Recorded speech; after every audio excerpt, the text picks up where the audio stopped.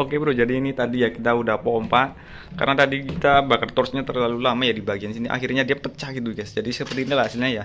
Tapi tenang aja guys, ini harusnya sih bagus ya, ini harusnya mulus kalau nggak pecah. Tapi nanti kita akan modifikasi lagi, kita akan gimana ya supaya dia bisa enak dilihat ya guys.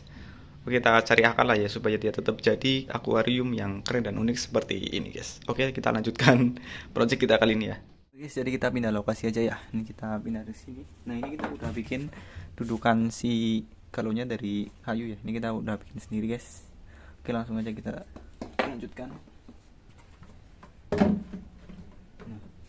Dan untuk bahan-bahan dedaunan ya, untuk tanaman air bisa kalian pakai ini daun-daun yang ada di seperti pinggir kolam sumur ya guys ya. Nah, seperti ini. Kita ambil aja daun-daun segini untuk hiasan di dalam akuariumnya ya.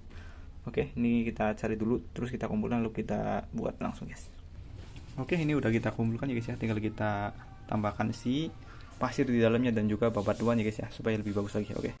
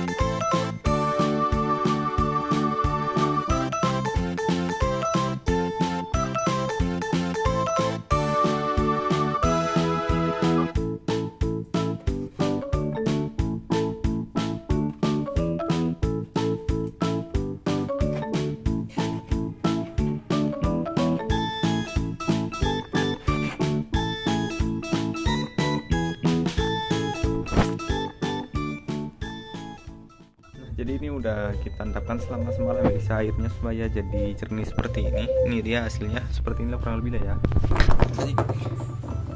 Seperti ini. Dan ini tinggal kita isi udang sungai aja guys ya. Jadi ini galon ini bisa jadi ide untuk apa ya namanya ya, membudidaya si udang sungai seperti ini guys. Jadi ini udah kita cari di sungai ya kemarin. Nah, ini ada 2 indukan yang jantan dan betina, dan ini ada untuk anak-anakannya.